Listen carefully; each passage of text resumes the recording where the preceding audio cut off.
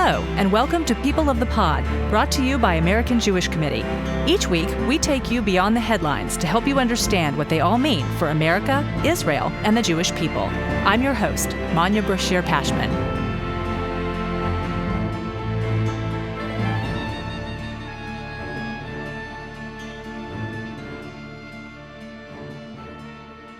More than 2 years after the October 7th massacre, the Hamas terror group has reportedly agreed at long last to return the 48 hostages that remain in Gaza.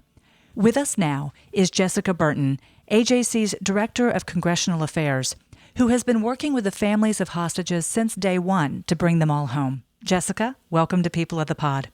Thanks so much, Manya. It's a pleasure to be here. So you must be so relieved. I know you've been so immersed in all of this. When can we celebrate, though? Is now too soon? Oh, what a great question. I would say I have this cautious optimism at the moment. There have been many ups and downs. There have been starts and stops throughout these long months and now 2 years. But this one does feel different. I would say, this is the most progress we've seen since the spring, and we have to continue to have hope. We also cannot afford to let up the pressure until every single hostage is returned home. And so I would say we cannot exhale until everyone is returned. And once everybody is walking across the border or the deceased are returned home for burial, that is when we can truly celebrate, once every single person is returned. You said it feels different. How? How does it feel different? There's been a lot of pressure exerted in recent weeks. I'd say the U.S. administration has stepped up their efforts as well, working with other countries, including partners across the world here.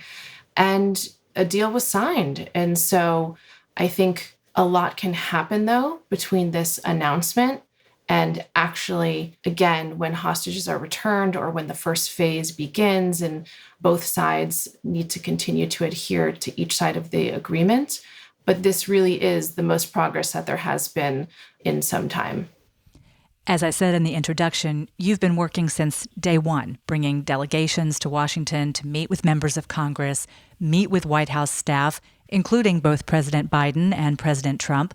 What has happened most recently that might have made a difference here?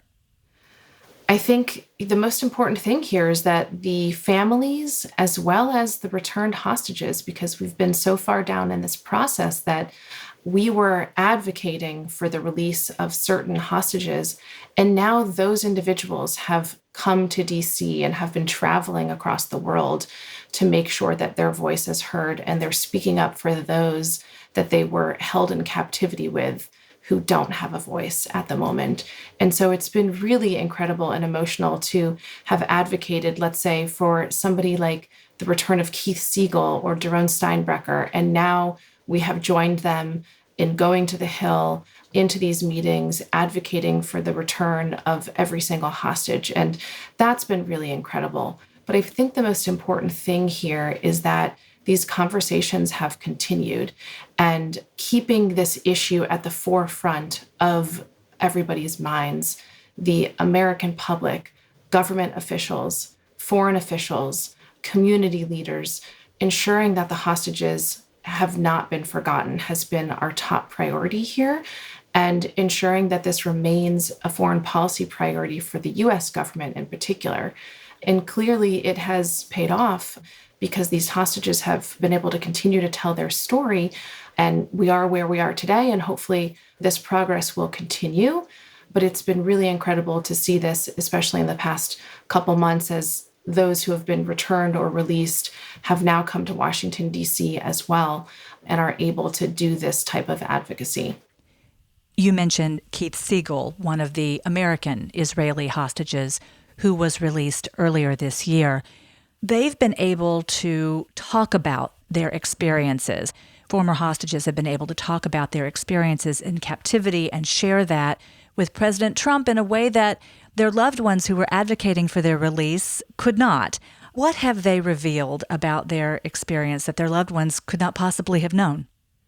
I think it's one thing to read articles or, hear about what happened to them And then it's another thing to hear it firsthand. And I think hearing about the brutality and the heartbreak and everything that they suffered, as well as what they've shared publicly about who they were held with and the information that they've been able to also offer to families and hope that they've been able to give to the families who don't know the status of their loved one. Again, it's one thing to read an article, and it's another to be sitting in a room listening to these incredibly powerful, emotional, and moving stories. And I think, having them be able to share this has been incredibly important and I think very impactful. Is there a particular story or experience that stands out in your mind that perhaps someone shared with you first intimately before they shared it publicly? One that really stands out? I think I'll share a little bit about Ilana Grzycewski because we've hosted her for delegations, and our CEO, Ted Deutsch, joined with her at a press conference on Capitol Hill on Tuesday on the second anniversary of the October 7th attacks. And she was also on Capitol Hill earlier this year, testifying at the House Foreign Affairs Committee at a bipartisan roundtable there. And she was brutally kidnapped alongside her partner, Matan Zangankar, who's still being held captive. And the words that have stuck with me about Ilana and also sort of, the story with her partner, Matan, is that she said she cannot heal until everyone has returned home, and the rest of the hostages who have come home also cannot heal until every single person has been returned. And I think that is something that we've heard time and time again, this process, in order for them to grieve, to heal, to process.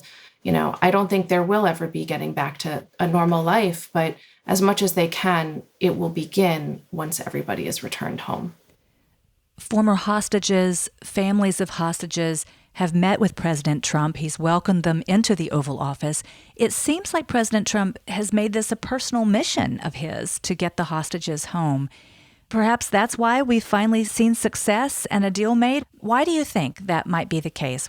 What moved the needle finally?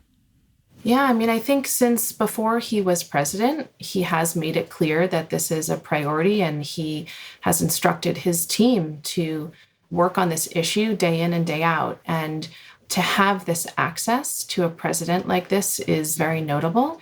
And we've seen these incredibly powerful images of released hostages, returned hostages, and also family members of those who are still captive meeting in the Oval Office. And one can only assume that this has to be a priority for the president here. He's shown his seriousness. And again, we've now ended up with this current deal, which hopefully can be seen to fruition and can be implemented all the way. But it does seem like this has taken on greater importance as the months have gone on this past year. And it's truly incredible.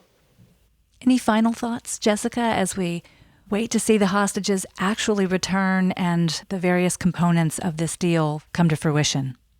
Yeah, I think, again, going back to this cautious optimism, I saw a video posted online where there's several returned hostages and released hostages, as well as family members who are in town this week. They've been in town for the second anniversary and have been doing different meetings and events this week in Washington, D.C. And they were on the phone with the president last night, expressing their gratitude. And I think, again, that's a powerful symbol here.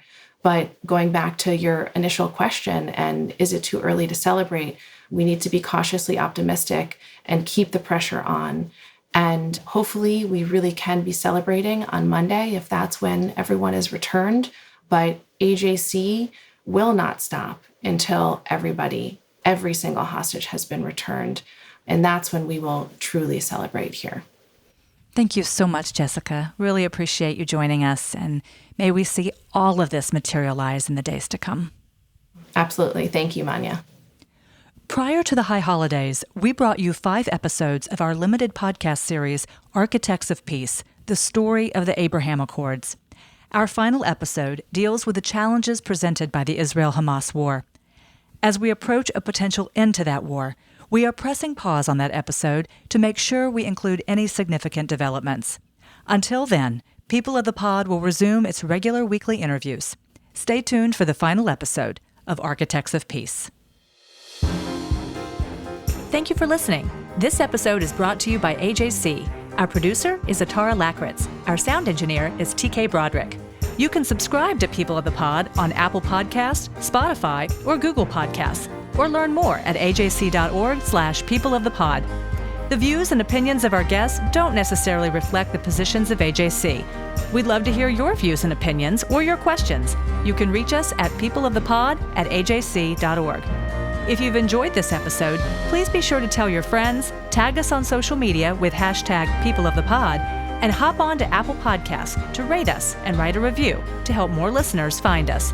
Tune in next week for another episode of People of the Pod.